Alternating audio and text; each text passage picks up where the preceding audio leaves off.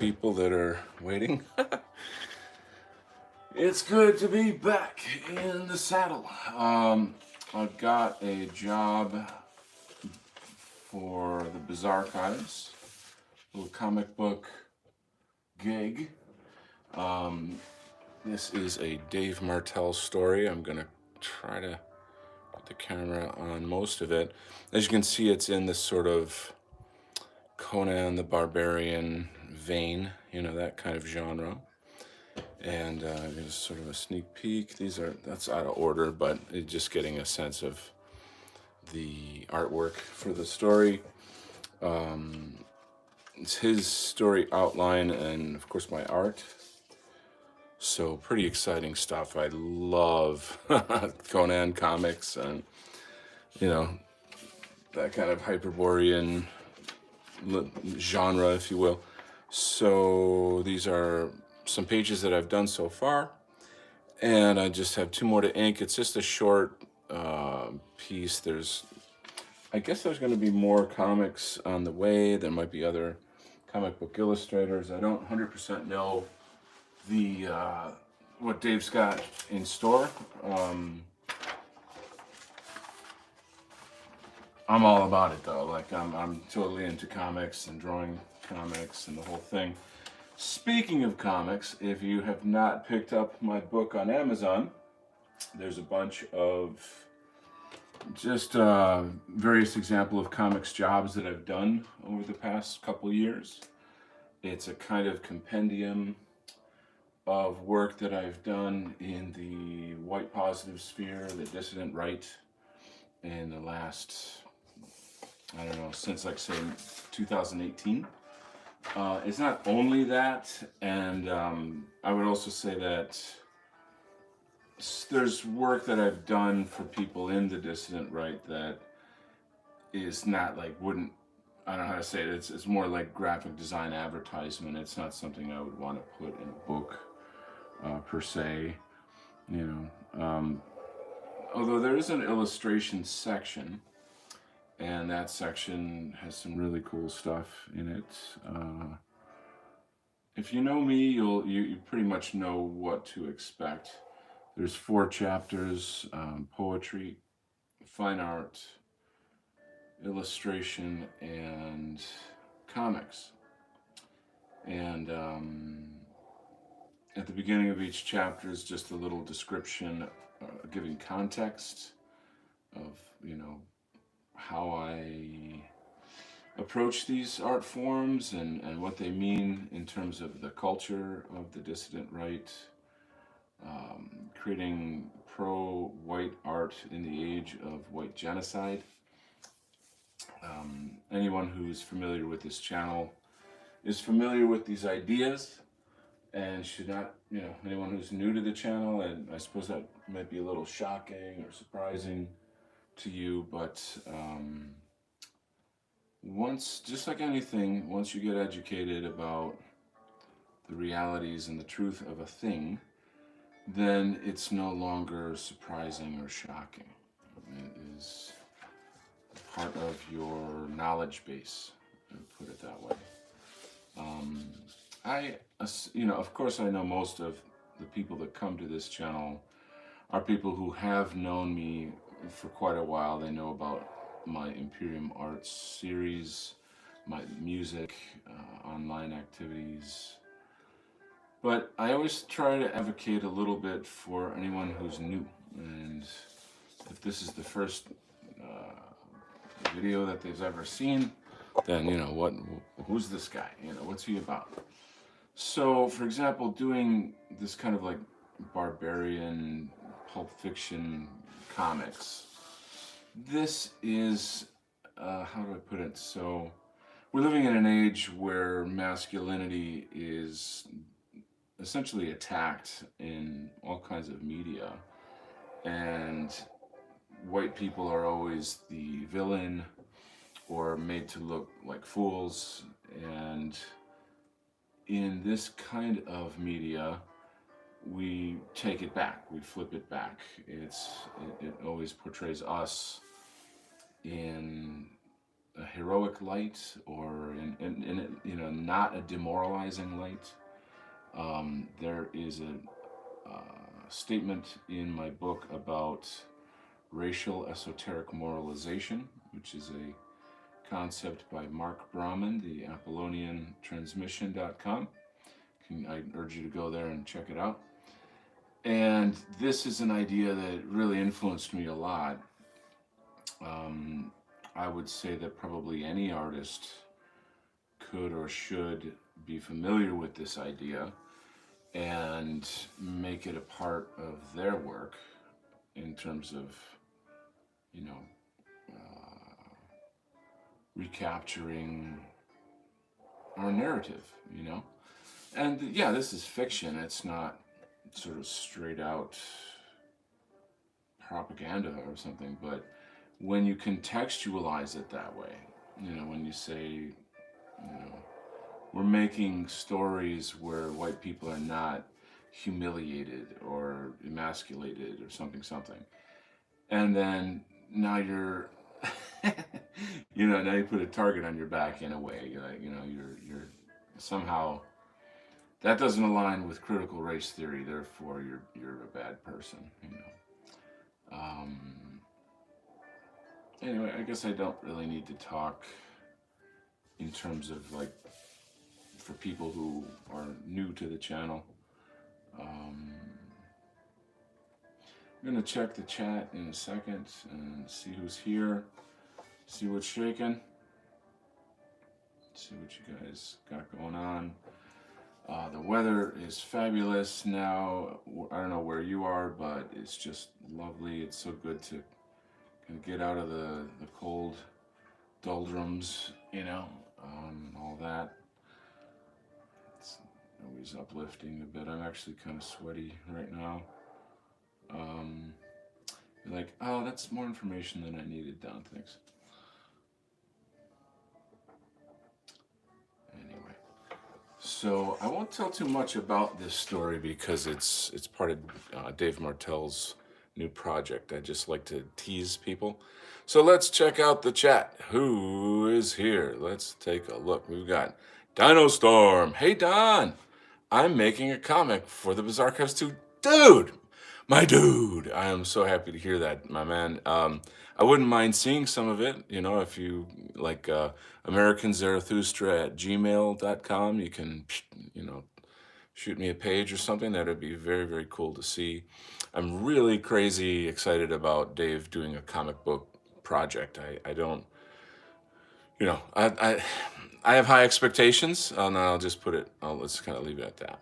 So, Conch is here. Donald, it's good to see you doing more art comic for Bizarchives. Yeah, I'm seeing a really, really good long-term relationship with the Bizarchives. So this is like, it's one of my home bases now, I guess I would say. Ulfric is my man. Howdy, Don. Good to see you, big guy. Any chance that we might be able to see you anytime soon? I don't know. We'll find out. Dino Storm says, I'm still thumbnailing right now, hoping to get it done soon. It's tough, first serious comic I'm making. Wow. Hot in the UK too. That's very good. It's good to hear.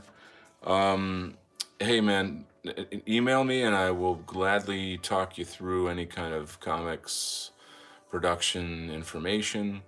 Maybe even doing like a brief video on how to make comics could be a cool thing.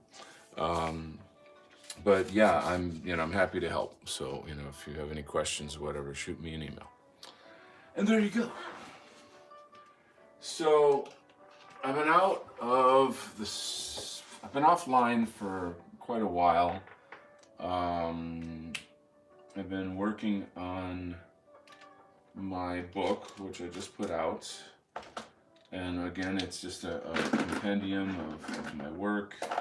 There's a lot of extra stuff in there that people have never seen, fine artwork that I've done that I just love and I want to share, that kind of thing. I'm really proud of the poetry. I feel quite confident about that. Sorry, I'm just looking for the right pen here while I'm talking. And that, you know, there's a little, like, say with the poetry, for example, I did a little bit of graphic design on the page so that it's not just a white page with words on it. You know, to give you something to look at. You know, have some kind of artistic quality still. You know, and it's not all like, oh, I don't know how to say. Like, there's a kind of a romance poem in there. You know, there's some variety. Is essentially what I'm saying. So this pen's a little dry. It's a little too dry for what I need right now. Inking for me is having, it's like the dessert portion of the meal. I might have said that before. It maybe sounds bizarre to some people, but I don't know how to explain it. It just, you're completing the idea. You know, as you can see with my drawings, they're fairly sketchy, you know, light, sketchy, and then I work out what I'm going to do in the end.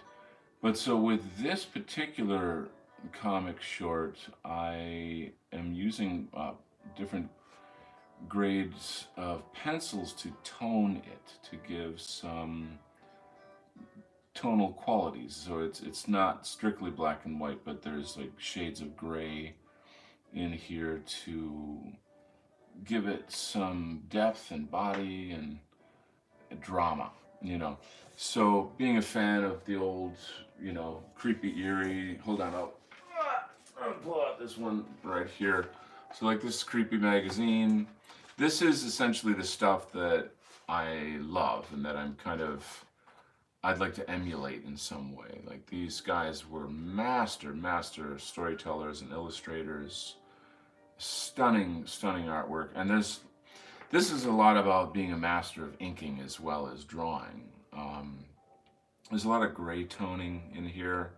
The use of the gray tones and the shadows create beautiful drama. I mean, look at the face on this here, and it's just powerful stuff. So yeah, I like colored comics or whatever, and then those are wicked cool and all that. But something about black and white, it's more stark. It's more immediate in its own way, and I don't know. I mean, I guess it's just sort of a thing that I've always loved. So put that in your pipe and smoke it. Anyway, moving on here with this. So I've actually taught comics courses, you know, to all ages. I was just thinking, like, I haven't done teaching in a really long time. I stopped teaching. God, I'm trying to think, when did I stop teaching? It's been many years ago. I did that for a very long time. I'd say total years teaching was probably up to like at least 15 years. And I wasn't just teaching art. I used to teach English as a second language in New York City and Asia. We talked about that stuff before. Just the whole being in a classroom and, you know, coming up with ways to present materials to people so that they understand the materials, you know. It's a thing. It's own, you know. I mean, you know, it's a thing. I don't know what else to say. Just because you're an artist doesn't mean you're going to be an art teacher. There's a whole methodology, but it's all good.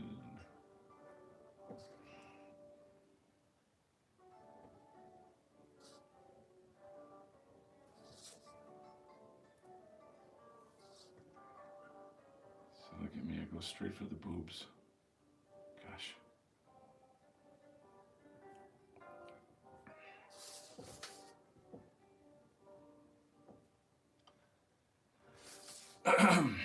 It's tricky too because there's a level of,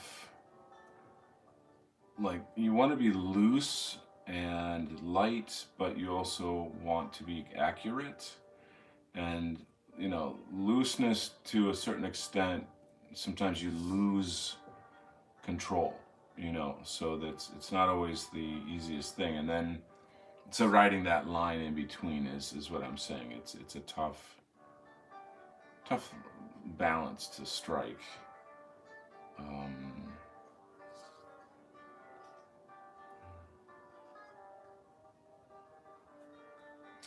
and then there's just like a variety of lessons that I've kind of learned from other inkers over the years about, how to ink, what to do, what not to do. Um,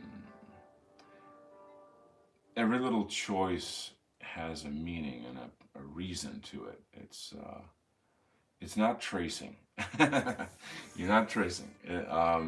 There's, when you with these brushes, you have a variety of line weights that you can play with, and they create shape and form, and but to do it in a way that is stylistic and fun, while you're you know illustrating whatever it is that has to be understandable, visually understandable. That's a tough thing to do.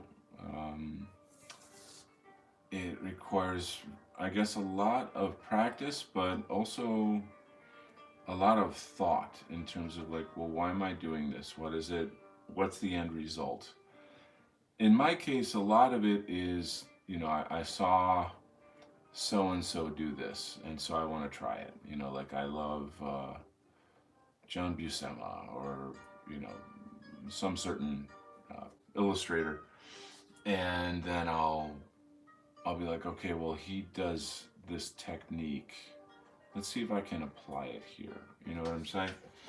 So let me jump up here. Man, I'm wondering if I should zoom in a bit. Wow, a lot of convo going on in here.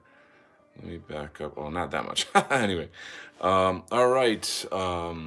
Imperial Crusader 21, welcome. Good to see you. Thanks for joining.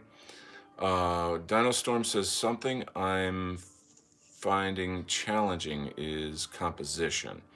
Having the speech bubbles, panels, etc. all flow together nicely. I expected that, though it's very different from 16:9 animation. So, going from, okay, hold on here. Wow, okay, yeah, Milkers, there you go. Opie, is this Lex or other? This one is Lex, yes. Let me just pop on some art here. You can see Lex, the Berserker, going into battle right there. He's a really fun character. He's kind of half beast, half man. Anyway, the questions here about bubbles. Yeah. So this particular piece here, I don't know that Dave wants to actually have any dialogue on it. It might just be kind of just the images alone. I always, leave room for word balloons, here or there, or here or there, kind of it's tricky because like people want to just like fill the whole space up, but that's a very bad instinct. You got to let the page breathe. But so like when I compose comics, which is one of the most fun stages, because there's a production stage, which is more the work stage, I guess. But so I'll compose a page, and depending on how much dialogue is in the page, I have to think through, okay, this person has like a lot to say, and it's a really important part of the story, so there's gonna have to be plenty of space, So in those kind of cases, I don't draw backgrounds very thoroughly. I will, and then there's other little tricks where you could do a close-up on the face, but have a lot of kind of space behind that. If you do a composition where it's like a worm's eye view looking up, then you have just blank ceiling, and the ceiling is just a dead space. So that's a good place to put word balloons over. You don't want to be, you know, putting tons of work into something and then covering it all up with freaking word balloons. You know, that's pretty frustrating. Um, so the word balloons. Here's something to think. I like to say, treat words like pictures and pictures like words. So you might want to write that down somewhere. Treat words like pictures and pictures like words. So what that means technically is that the word balloons are part of the art. It's where the words go, but and then of course in comics you have like pow, bam, crash. You've got automatopoeia, which is like the sound of things happening. And the graphics normally are really fun, and they're not just the words themselves are done with typography that makes them look almost like part of the art. I think you guys know what I'm trying to say. Now, I think basically there's a book called Panel Discussions, which I have. I'd have to dig it out somewhere. I don't know where it is right now. It's not the time to do that.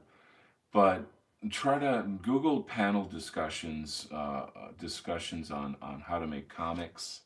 The, so I love the title panel discussions, like the comic book panel, and a panel of people talking about something. Haha. Anyway, so in there's Mike Mignola, who he created Hellboy, and he's one of my heroes. I met him at New York Comic Con, blah, blah, blah. Anyway, he starts with the word balloons.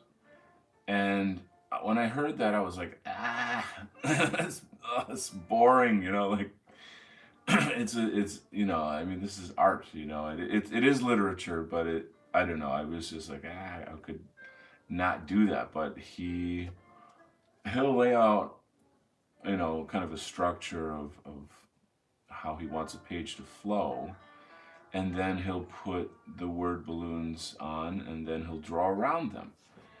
And for me personally, that's extremely counterintuitive. But he's Mike Mignola, and his work is freaking top notch. I mean, it's in a category all its own, So I could say, give it a shot, give that a try. If you feel like that's a challenge or a difficulty for you, then turn it into a strength. You know what I'm saying? I'd say any art form, maybe anything in life per se, that is tough for you to do, master it, overcome it, Easier said than done. Yes, I know. It's so comfortable saying things that you don't have to. It's like, oh, just go do this thing. Yeah, sure. Just all you got to do is blah blah blah. People, it's funny. Yeah, it's just in my life. There's so many times where I actually had a lawyer once that was like really rude to me, and he was questioning, well, how come you didn't X, Y, Z? And then I said, how would I know that? Meaning, like, I'm not a freaking lawyer, asshole. Like, don't talk down to me because I don't know things that lawyers know, shithead. How about, how come you don't know about, futurism, or the life of Van Gogh, or, American Renaissance, or, George Lincoln Rockwell, or, like I could do the same to you, So that's just irritating when people act like, oh, it's just so easy, just go do the thing. It's like when people send you images of them lifting weights and working out, and a side of me feels like that's just very vain. And then I feel like people mean to inspire other people, like hey, you should do this. It's a good lifestyle. But it actually has the opposite effect. It makes you feel like shit that you're not doing those things. And it's just funny how shit backfires. You know, hey, I got all kinds of time on my hands to exercise and lift weights and do ABC. Don't you wish it were me? It's like, no. Anyway, I digress. That is just me going off on silly stuff.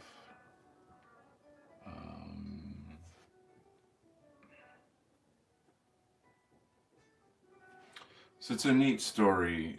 This is Dave Martell's story, and it's the way that we did this is basically he's like, okay, this happens, that happens, and then that happens. Go, and then I just took it from there. But make it 6 pages.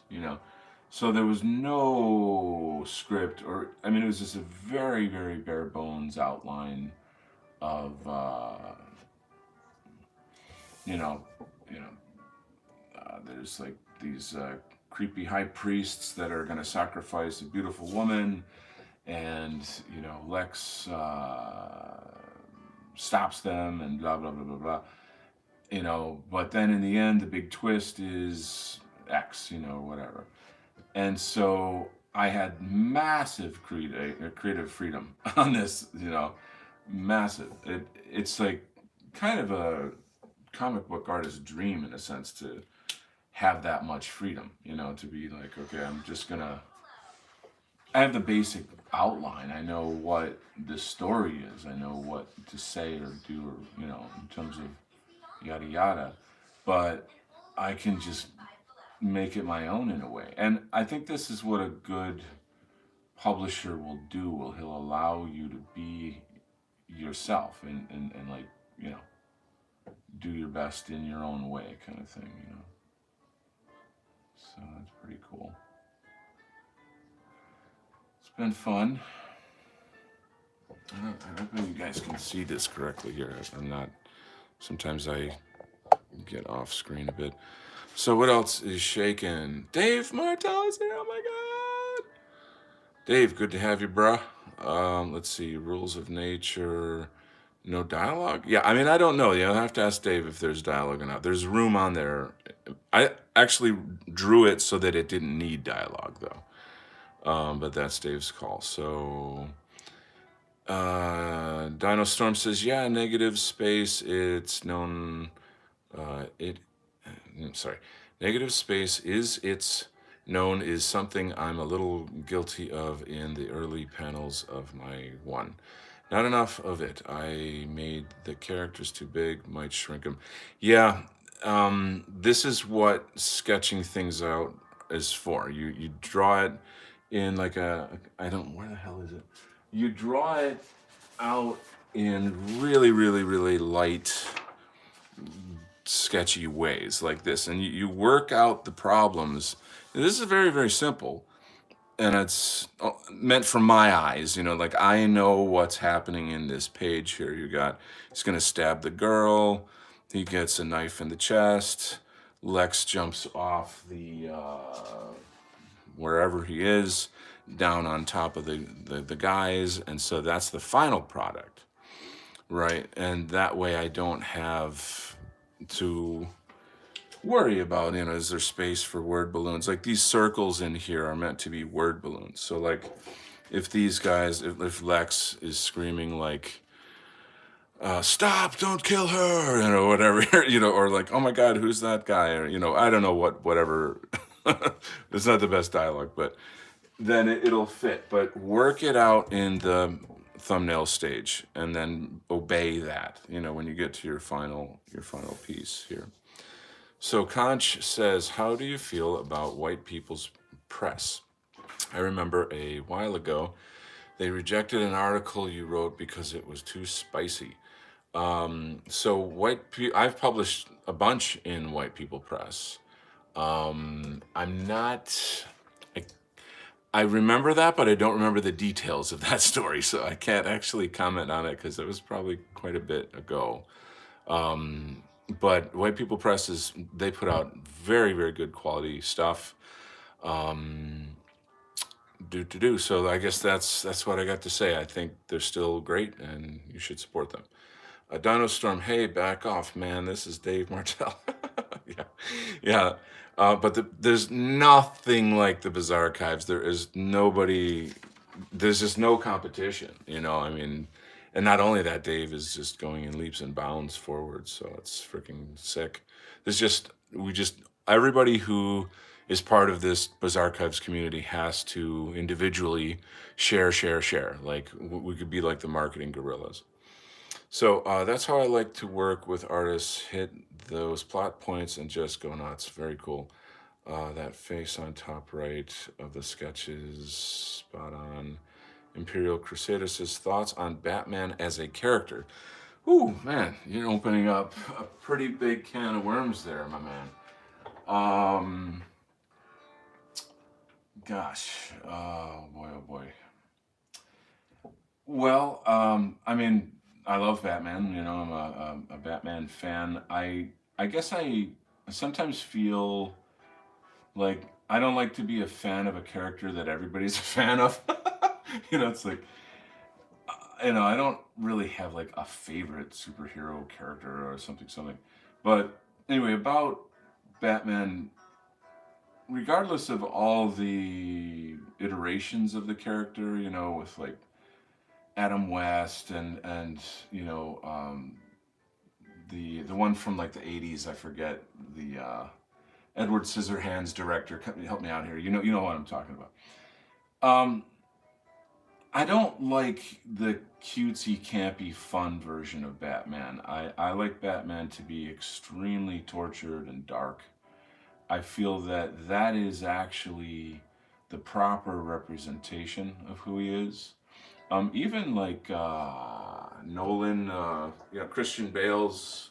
He didn't write it, but like that version, to me was kind of still too like I'm a rich guy fighting crime kind of thing. Whereas like the most recent Batman to me aesthetically was closer to what I think and feel of Batman. So I mean, and using movies as the measuring stick of these characters is actually not the way to go. You would want to look at the years and years of comics and all the various art teams that have worked on these characters.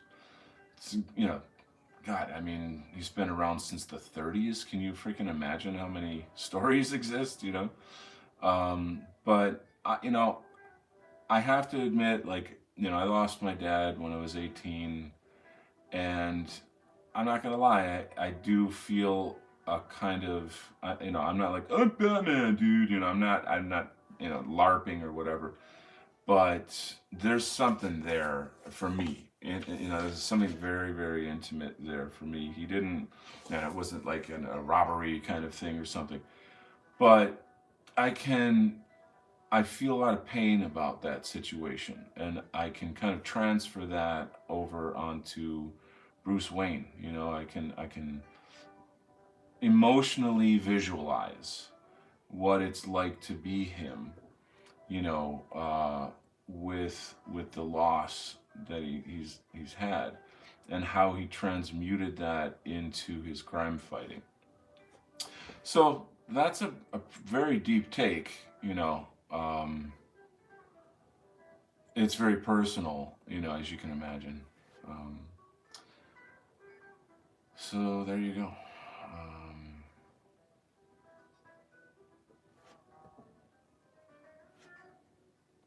yeah, now, a couple people in our sphere have said that they're going to do reviews or a review of my book that came out recently. I haven't, unfortunately, heard back from them, but I'm not going to push it. I'll just kind of chill and let them do whatever. I was invited on a show to talk about it, so I'm kind of hoping all of that transpires soonish. Um, I'm gonna be marketing that book for like forever now. Essentially, that'll always kind of be out there until I put out other books. I've got, of course, I have the Militia Man project. There is another project though that I might put Militia Man on the shelf and jump on to this other thing. I won't. I mean, when you talk to publishers or people that you're going to work with on a project, the rule generally is don't talk too much about it in public until it's like set. You know what I'm saying? Um, which is hard to do because you're like, I'm super excited about this thing. I want to tell everybody. That's it's kind of like a kid on Christmas Eve type thing. That kind of feeling. But I'll just stop there. Yeah, and I'll check the chat in a little bit. But very very happy to answer any questions. And also, how are you guys doing? Like, what's shaking? When I do shows at this hour, I tend to get a lot of people from Europe, which I love. I happen to be off today. Without going into great detail, I feel like I can say this now. I actually I was in the hospital for a while, and I'm fine. Um, and so I had to take some time off from what I do, my videos and this and that and stuff, and recover and this and that. Lot of drama going on in my family life, my personal life. That's well, heavy stuff. It seems to just be like a lot of illness going around. Um, People with different issues going on, and I don't know. It's like it's a time in life where I think a lot of people are paying for the shot, for the jab, and of course I'm talking about Minecraft. That special download that you get. Anyway, don't want to go too far off on that topic, but these are the things going on, and so haven't been able to get out, but I'm getting back in the saddle, and it's feeling good. I'm trying to schedule shows with artists from the new. It's a kind of a new white art collective group called the White Art Collective Monthly Challenge.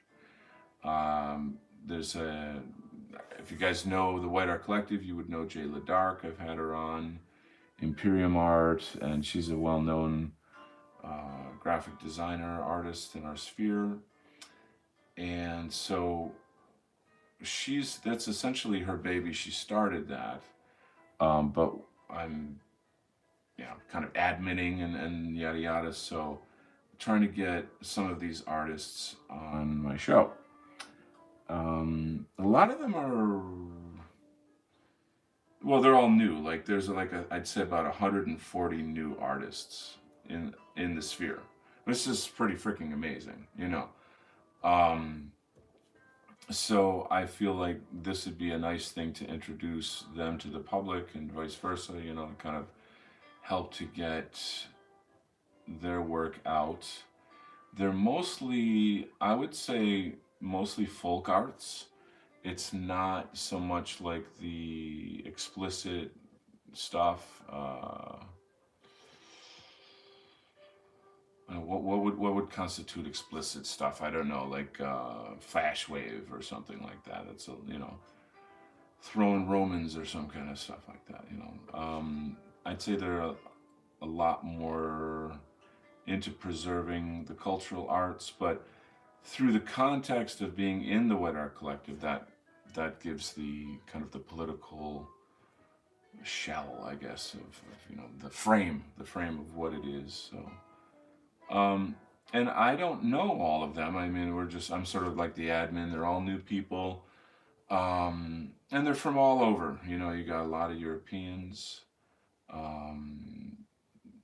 So it's exciting. I'm just really happy to, you know, get the show rolling again and try to give these people some airtime and let people get to know their work.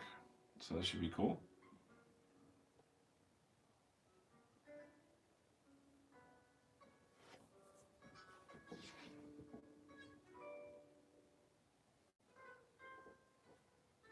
I have to stop talking when I'm doing the boobs, so because it's very precious.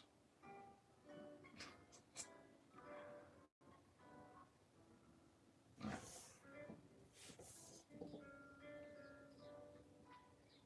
have to say, like, for anybody that grew up with like Conan comics or heavy metal comics and all that kind of stuff, there's a lot of it's essentially those. A lot of that's really just adult comics, you know. And if you came across that at a certain age, it's sort of like coming of age comics, if you want to put it that way.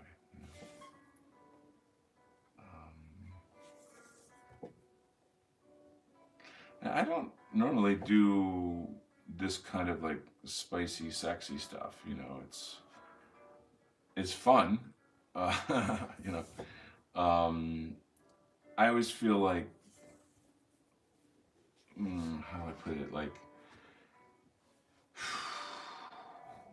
well, for me, it just fits so well into this genre. I would say that. You know, that's the kind of the barbarian world is a world where, you know, men are men and da da da and all that kind of stuff. So I think you get the idea.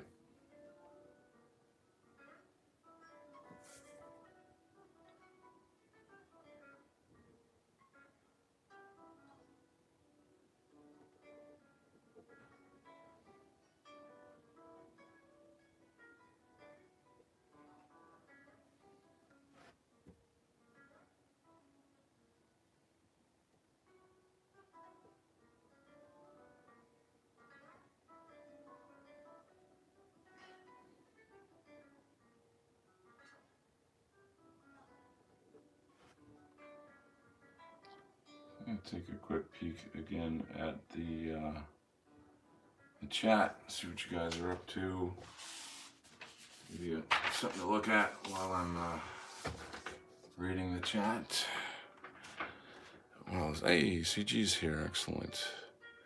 You guys should check out CG's show. If you want to put your link in there, CG. Good stuff. Okay, Violence is Life. Cool. That's a pretty intense name. I like that. Imperial Crusader 21. The 90s series was great. R.I.P. Kevin Conroy. Don focuses on Opie very much. Great stuff. Thanks, man. I'm glad you're joining us. Violence is Life. I'm back finally. Woohoo! Da da da da da. Yeah. So CG can chat you guys up on his stuff. Military analysis. So Dark Knight Batman, CG, Counter Signals, Grim Dark Batman. I was going to bring that up, but I didn't want to get too far into it. I think it's just its own thing. I actually love it and think the Court of Owls arc is fresh and relevant. So that is you hands down, no doubt about it. That and the graphic novel of that is off the charts, beautiful. But it's kind of like Batman's a type of character where he can be all these things. Like this, like you could do like a classic 1930s film noir Batman. You know, um, it's I'm just saying that I like the Batman that is dark, and that by dark I don't mean the like I don't vibe with Frank Miller's Batman. That to me is very clunky. Um, I mean Frank Miller's great and all that stuff, but like that one just never resonated with me. But yeah, that's a pretty interesting topic.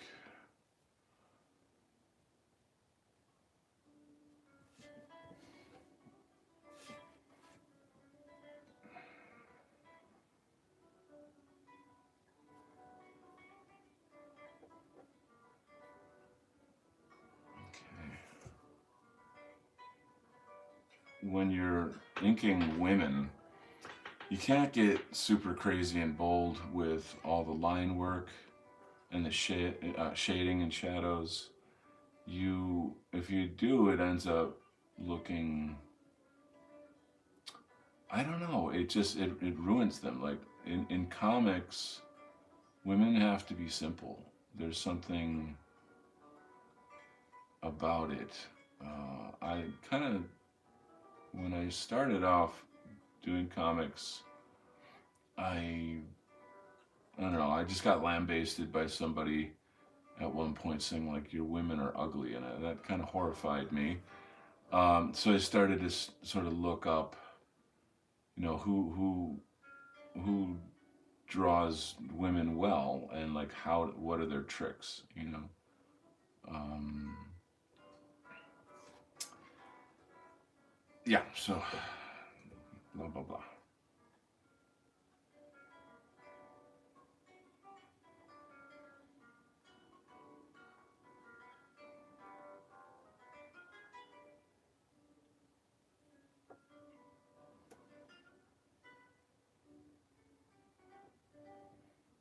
Another kind of interesting thing about doing comics is how line work um, describes texture. So, like, what's his face here? Lex has really kind of scraggly, wavy hair, and it's meant to look kind of like unkept and wild, but also, like I don't know if he's Celtic or what, but he has like, it's slightly, it's not curly, but you get the idea. It's naturally wavy, and the type of line weights that you put on it describe those that kind of scraggly feeling, that sort of energy. Whereas her hair has to be more silky and more flowy and bouncy, so you're going to use lines that are not sort of, I guess, like crunchy and harsh or whatever. Like here, you can see the line work is kind of jagged almost, whereas hers is super flowy. These guys don't have hair, so I don't have that problem with them. Haha. See, that's how you cut corners, guys. Now you know. Tips from the pros.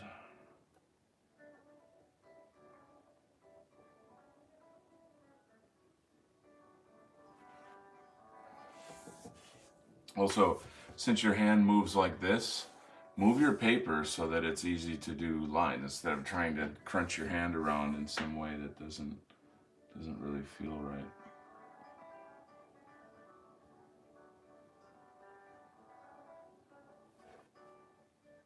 And I this expression at this moment where she touches his face, it's very tricky because it's like, okay, should he have like a tender moment? Should I show him like that he has a tender side? You know what I'm saying? Like, I mean, this guy he's this badass dude. Is he falling for her? Is he about to lay some pipe? Like, what's going on here? And then there's a bit of a surprise at the end. Or does he still maintain his, like, distrustful, you know, berserker kind of nature?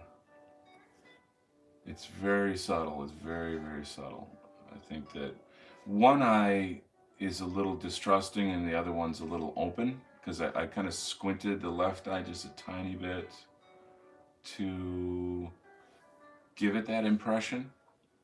Um, just a tiny bit of expression in the eyebrow to kind of give this sense of like, you know, can I relax around this woman? I just saved her life.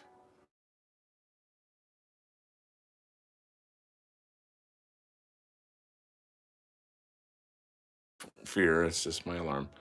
Um, Man, I tell you, time flies. Time flies when you're having fun.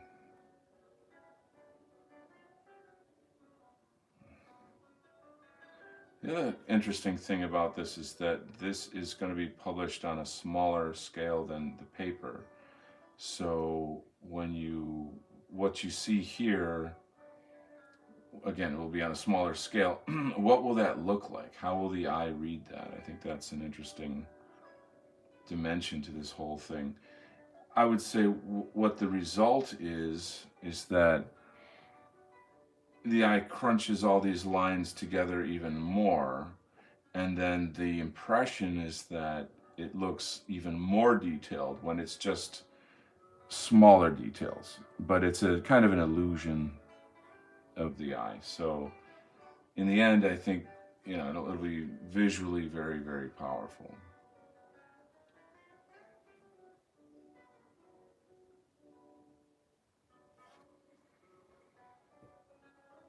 which is what you want. I just try to go for that.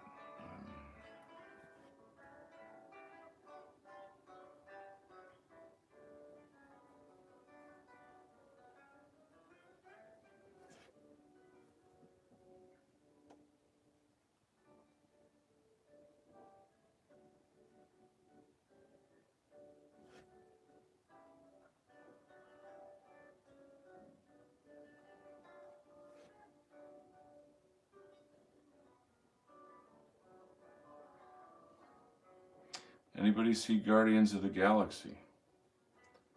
Um, is way different than what I was expecting. It's like kind of dark.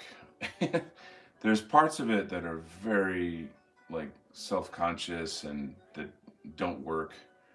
Um, I'm always like a curmudgeon when it comes to like how well they portray characters from the comics, and I've we're at a point now where it's like just stop expecting them to do it correctly. That once it gets in the hands of like a pedo director or something, then they're just going to turn it into whatever the hell they want it to be. And you're just supposed to eat it up, you know. But, this is like, I liked the first movie. I thought it was entertaining. The property is not something that really a lot of people know about. It's not like Spider-Man. So there's a lot more leeway in terms of the treatment of it. Um, Definitely the 1990s comics or 2000s. Sorry, not 90s. That the current Guardians of the Galaxy is based on a series, Annihilation series that came out in 2008 or something like that, maybe. Anyway, that was badass and sick and cool and very, very cool. None of it was cutesy and funny and silly, and there's none of that. So, but I've kind of come to like, okay, that's fine. It is what it is. But I figure these directors, they must have some idea of like, well, we want you know anybody to be able to see the movie and like it, not just like superhero fans or something. Anyway, I'm just musing out loud as I am wont to do. But yeah, I'm super super grateful to Dave for giving me the opportunity to do this stuff. It's stuff I feel I'm really good at, but also stuff that I love doing, and I rarely get the opportunity to do.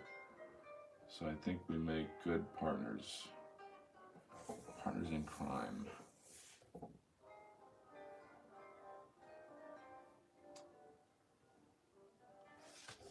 Fictional crime.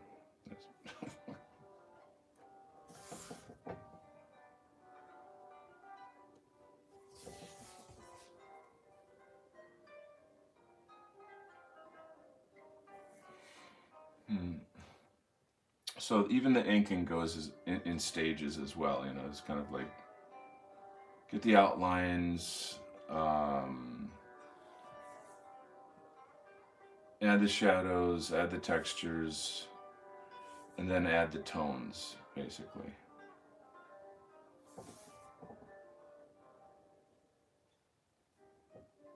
That's about the size of it. But what's comical to me is how every once in a while you find somebody on Twitter who's like, "Oh, right wingers don't have any arts, haha, da da da da da," and then I'll go and say like, "Oh, okay, here's my Imperium Art series, interviews with influencers in the dissident right about art." You know, and I'll never get a reply. You know, that's always like, you know, nobody wants to admit they're wrong, especially lefties. You know, and so whatever. I mean, I'm not. They're not my audience. I'm not doing this for them. You know, but anyway, you get the idea.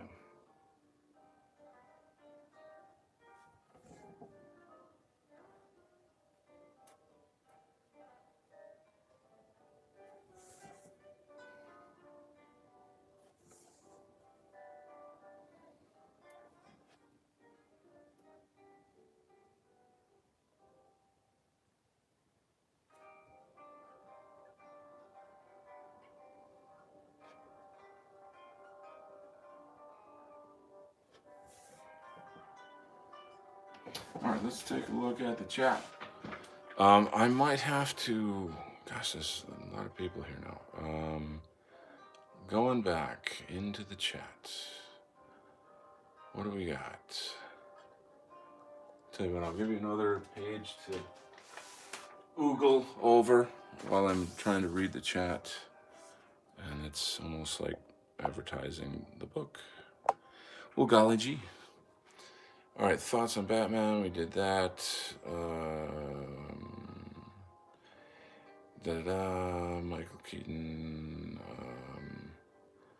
Tiny series, great. Da-da-da.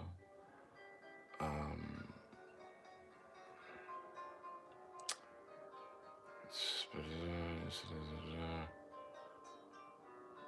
okay. The message is held for review. Oh my God. YouTube is reviewing somebody's message that they put in the chat. I wonder what that could have been. Don't overdo it. Okay, very cool. I loved the old detective series of Batman. So dark, and he was almost unhinged.